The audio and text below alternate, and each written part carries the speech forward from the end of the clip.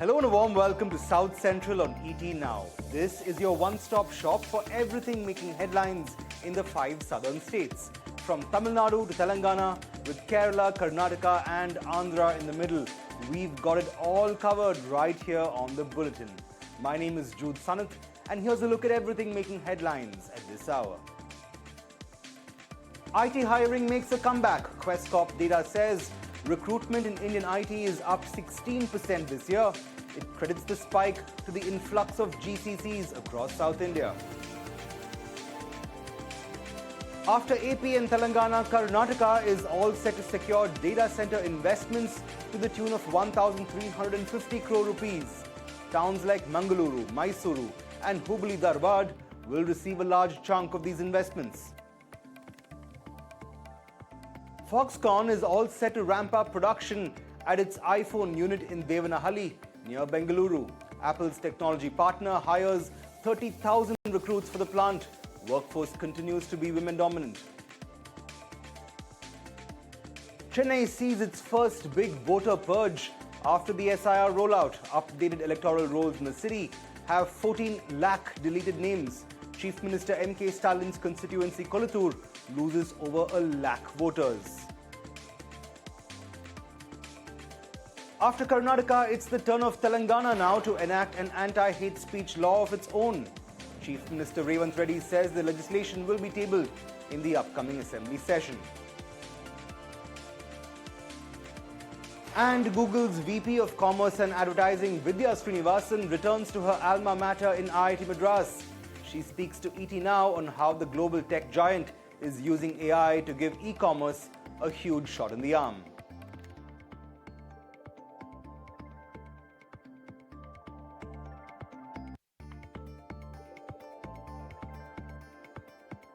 Right, our top story first. IT hiring in India has rebounded in 2025, driven largely by demand from global capability centers. According to data from Questcorp, total IT hiring reached around 1.8 million roles this year. That's up 16% over 2024 and 31% higher than in 2022. Global capability centers or GCCs now account for roughly 27% of total IT recruitment, while traditional IT services firms remain relatively cautious with modest and selective hiring. More than half of the new roles are in emerging areas like AI and machine learning, cloud, cybersecurity, data engineering, DevOps and platform engineering, with legacy technology skills making up less than 10% of demand. Hiring continues to be concentrated, the report says, in Tier 1 cities, accounting for about 88 to 90% of job openings, though opportunities in Tier 2 and Tier 3 centers are also gradually rising. For 2026, overall IT employment is projected to grow by 12 to 15%, with GCC expansion and demand for advanced technology skills expected to lead the way. Moving on to Karnataka now, the state is poised to secure data center investments totaling to around 1,350 crore rupees, boosting its role in India's digital infrastructure push. Data Samudra, that's the data center arm of Tele India Data Center, plans to invest around 300 to 500 crore rupees to expand beyond Bengaluru, including a 35 to 40 megawatt AI-driven data center in Bengaluru and smaller 5 megawatt edge centers in Mysuru and Hubli Dharwad. Now, Bengaluru-based L Measure plans to invest 800 to 850 crore rupees to manufacture data center electrical components in Karnataka. Now, these investments complement existing activity in the state's data center ecosystem, including large expansions by global operators like NTT. The strategic outlook is simply this: Karnataka's state authorities and private players are focusing on expanding infrastructure and manufacturing support for AI, cloud, and hyperscale data workloads, with new facilities spread across Mangaluru, Mysuru, Hubli Dharwad, and Bengaluru itself. Staying with Karnataka, Foxconn has hired nearly 30,000 staff at its new iPhone assembly unit in Devanahalli near Bengaluru, and this it has done in just 8 to 9 months, making it one of the fastest factory ramp-ups in India. The facility, spread across 300 acres, is primarily run by women, accounting for about 80% of the workforce, with most employees in the 19 to 24 age group and working their first jobs. Production of the plant began when trial runs earlier this year began, and this also now includes the latest iPhone models with over 80% of its output for the export markets. Foxconn plans to expand the unit further with potential to engage up to 50,000 staff at full capacity next year, and the site is also being developed with housing and support facilities for its employees. Now, the rapid hiring and scale of the project reflect Apple's broader strategy to diversify its global supply chain as part of its China Plus One model. Meanwhile, Fortis Healthcare Limited has signed a definitive agreement to acquire TMI Healthcare Private Limited, the operator of People Tree Hospitals in Yeshwanthpur in Bengaluru, for 430 crore rupees.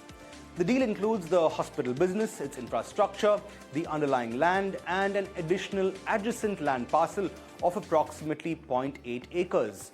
Alvarez and Marsal has served as the exclusive financial advisor to People Tree Hospitals on the transaction itself.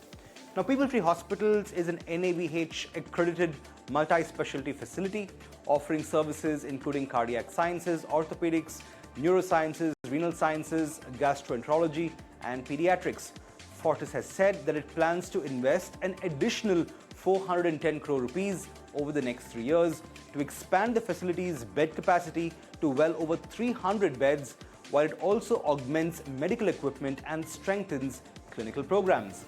The acquisition itself will be carried out through Fortis's wholly owned subsidiary International Hospital Limited, and the transaction itself is expected to be completed by the end of January next year, subject, of course, to customary closing conditions. Now, the move is part of Fortis's strategy to strengthen its presence in the Bengaluru market, where it already operates multiple facilities. Shifting focus to Tamil Nadu now, a major revision in electoral rolls in the state has led to the removal of over 14 lakh voters in Chennai following the Special Intensive Revision or SIR exercise. The draft rolls published on December 19th show that several assembly constituencies in the city have now seen a sizable deletion, with Ananagar recording the highest number at around 1.18 lakh names that have been removed. In Chief Minister N.K. Stalin's Kolattur constituency, over 1 lakh names were deleted, representing one of the largest reductions in voter registrations in Chennai. Overall, the deletions in the district amount to approximately 14.36 lakh electors that have been omitted from the draft list. Other constituencies with notable voter roll reductions include Velucheri, Thousand Lights, and Tinagar, where between 40 and 42% of previously registered voters no longer appear on the current draft rolls. The revisions are part of the Election Commission's ongoing efforts to update and clean up the electoral register ahead of upcoming elections across states like Tamil Nadu, Kerala, and West Bengal. Moving on to Telangana now, the state's Chief Minister Revanth Reddy has announced that his government will introduce a law to curb hate speech in the state. This, of course, even as he takes a cue from a similar legislation that has recently been passed in the state of Karnataka. Speaking at a Christmas event in Hyderabad, the Chief Minister said that the proposed legislation will be tabled in the upcoming Assembly session and aims to address speech that insults or disparages religions or communities. Revanth Reddy has emphasized that the government seeks to uphold religious freedom and respect for all faiths while dealing strictly with crimes based on religion itself. He also reiterated that welfare measures for religious minorities are their constitutional rights and not a case of charity. The Karnataka Hate Speech and Hate Crimes Prevention Bill passed earlier this month includes provisions for penalties and fines for offenders, and Telangana's draft law is now expected to follow a similar framework. Shifting focus to Chennai now, Vidya Srinivasan may be VP of Advertising and Commerce at Google, but in many ways the IIT Madras alumnus is still a Chennai girl at heart. Over the weekend, the Google executive was back at her alma mater for a reunion where we got to catch up with her to chat up on AI, advertising, and the impact of AI agents on commerce. In that conversation, the Google VP from IIT told me that there's still a trust divide that needs to be bridged if AI agents were to be used in order to make a decision on behalf of the rest of us. Here's a slice of that conversation. A lot of nostalgia, just so many memories. It feels like this is where I grew up.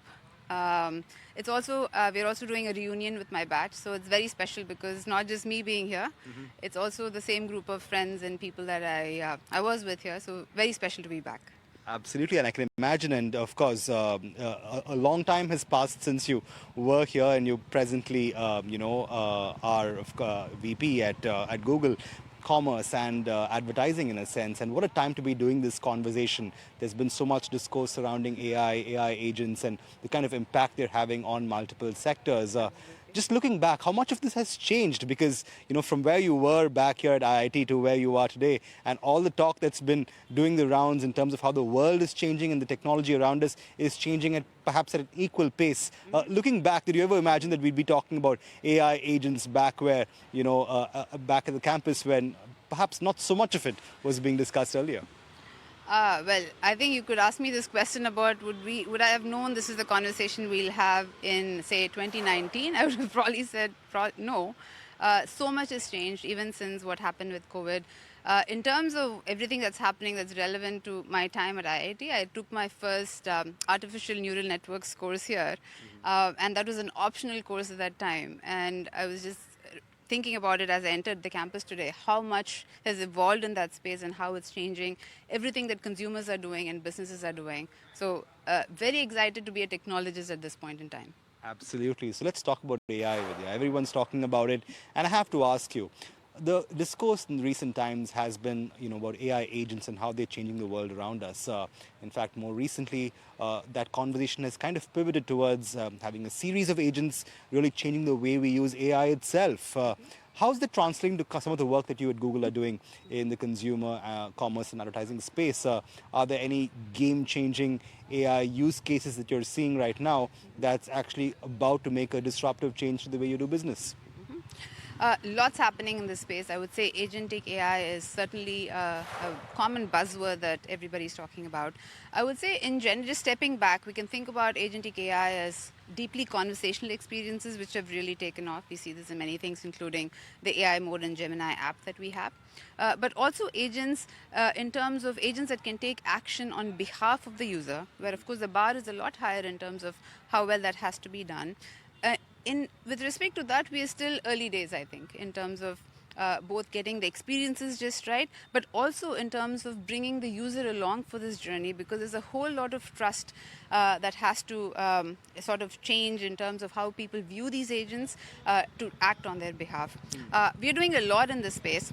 In fact, I would say a couple of recent features that we've launched one is called Agentic Checkout, where a user is able to essentially go ahead and specify, say, a pair of pants that they want to buy, specify the exact color and size, and say, hey, I'm willing to buy it, but not at this price, but if it is, $20 cheaper. And then when that actually happens, an AI can be at large and say, hey, this has actually happened, you still want to buy it, and the user can click a button, it can happen. Right. So these are the sorts of things that we're thinking about agentic AI.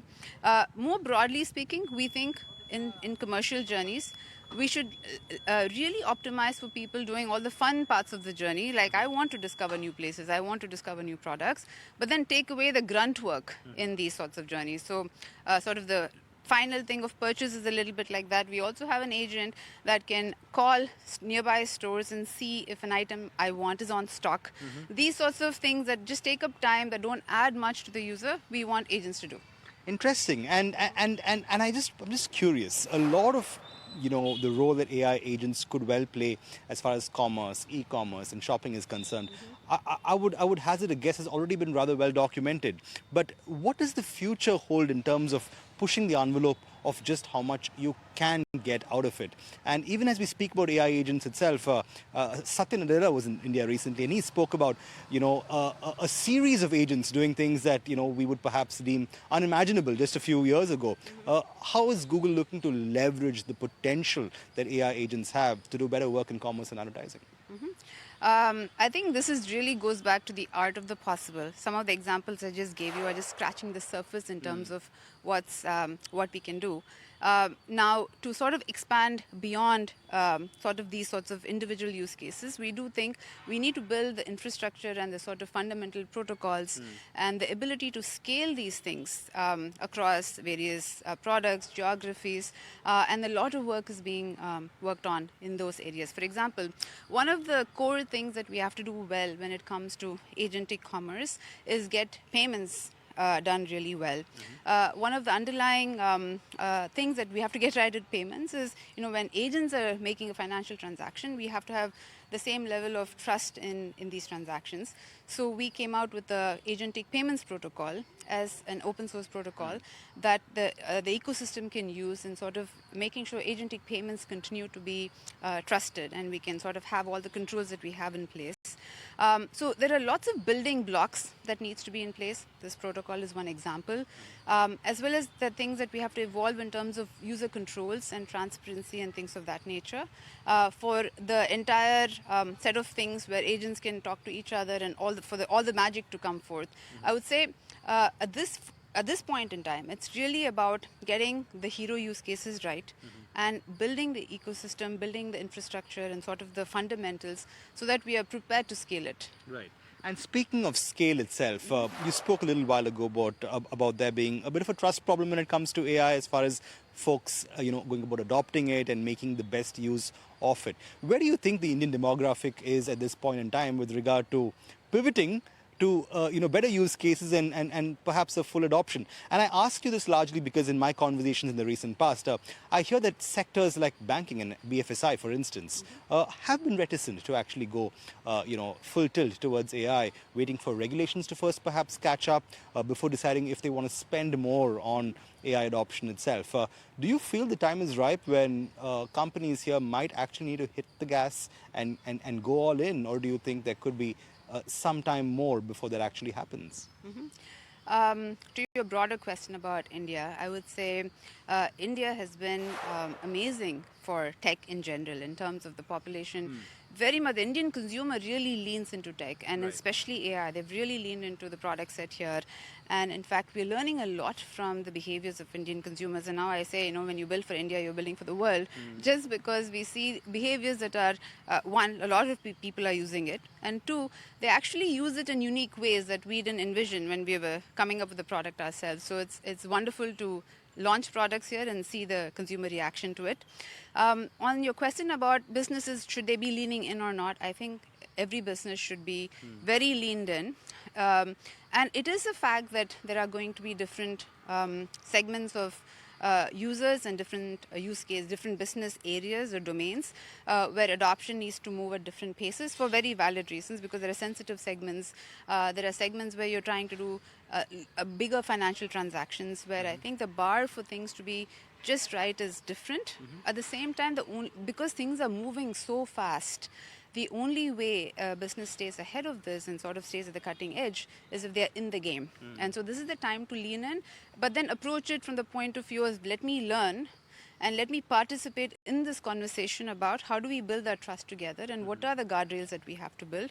But that only comes from participation. Absolutely. And before I end, I have to ask you, you're back here at IIT Madras, and over time, a lot of the discourse around the work that goes here has been so focused on deep tech. Everyone talks about it being a deep tech hub, and here we are talking about AI and perhaps the finer tech, in a sense, if I may be allowed to use that term. Do you feel Chennai, the IIT Madras ecosystem, and the South really has what it takes to actually make that pivot and not just focus on deep tech, which is no doubt a very key component of the manufacturing ecosystem that we find ourselves in right here, but to also focus equally, if not more, on AI and AI development in a sense, and really build some solid AI-first startups in a sense out of the city? Do you think there is potential for that? Absolutely. I think more than ever before, we see the building blocks that we have now with AI. One of the things that a lot gets talked about a lot is how much easier it is to do coding, because with AI being an assistant, how AI can actually now help through the product lifecycle and ideating about the product, coming up with mocks and doing things. So if anything, this is the moment where really smart, motivated people can build products and build entire companies with a much smaller group of people with leveraging the tech that we have. And I have high hopes for IIT Madras and Chennai to be at the center of all of this. Shifting focus to the NBFC space now, just days after making a 39,600 crore rupee investment towards acquiring a 20% stake in Shriram Finance, Japan's MUFG Bank has outlined its strategy to capture domestic market in the NBFC space. Early today, the bank's management said that its objective was to support business expansion plans while looking to boost profitability. The company's management has also spelled out that its investment in the South Indian NBFC was on account of its own commitment to supporting financial inclusion, which also happens to be a key priority area for India. Shriram Finance, on its part, has also been in the spotlight ever since the minority stake sale announcement. The acquisition itself is via a preferential issue, which also happens to be the largest foreign direct investment in India's financial services sector. Shriram's management, in fact, spoke to ET Now, where they outlined a 20% growth over the next 5 years. Let's listen into a slice of that conversation. I believe the ROE will go up to 3.4 to 3.5 level from 2.8 level. So that is the kind of improvement we can see in ROE. Basically, what we are looking at is, because of the strong balance sheet, our borrowing cost to come down, because our ability to manage the borrowing much better. We are targeting a 20% growth on overall AUM. Yes. Definitely, we feel that there is a lot of opportunity, especially on the commercial vehicle and passenger vehicle. If you look at, after the steep increase in the prices because of the Bharat Stage 6 implementation, many people have postponed buying or upgrading the vehicle, especially in the commercial vehicle. I feel all this upgradation will happen and people will start buying, and that will really help us to grow faster. Shifting focus now, the Andhra Pradesh government has stepped up its lobbying with the central government for the formation of a separate Godavari Water Disputes Tribunal. The state is seeking fresh allocations of Godavari river water, especially for large interlinking projects such as the Pollavaram Nalamala Sagar project. The project itself is aimed at supplying water to drought-prone regions including Rayalaseema. Chief Minister Chandrababu Naidu has said that the Godavari does not yet have a tribunal or a tribunal-mandated allocation, unlike, let's say, the Krishna River, and Telangana on its part has strongly objected to the Andhra government's move. The state has filed a petition in the Supreme Court claiming that the proposed utilization of surplus waters violates the 1980 Godavari Water Disputes Tribunal Award, the Andhra Pradesh Reorganization Act, and Central Water Commission guidelines. Telangana has also raised concerns over its irrigation and drinking water needs. Now, while both states held talks earlier this year and agreed on coordination measures, water sharing continues to remain an unresolved issue since the bifurcation. Well, after Tamil Nadu, it's the turn of Puducherry now to turn up its social spending just ahead of assembly elections. In fact, just ahead of election season next year, and around the time of the Tamil Harvest Festival of Pongal, every ration card holder in Puducherry is all set to get a Pongal hamper. Each of these hampers, worth 750 rupees, will be distributed to 3.47 lakh ration card holders in the state as a Pongal gift. It includes 4 kgs of rice, a kilogram of country sugar, a kilo of moong lentils, a litre of sunflower oil, and 300 grams of ghee. This, of course, is in addition to Puducherry Chief Minister N. Rangasami's decision to also distribute 2 kilos of wheat per household starting 2 weekends ago. Well, on that note, it's a wrap on this episode of South Central. Thanks so much for watching. We'll be back same time, same place tomorrow to get you the lowdown on more news and updates from South India. In the meanwhile, keep watching ET Now for more market action. From all of us here, it's goodbye for now.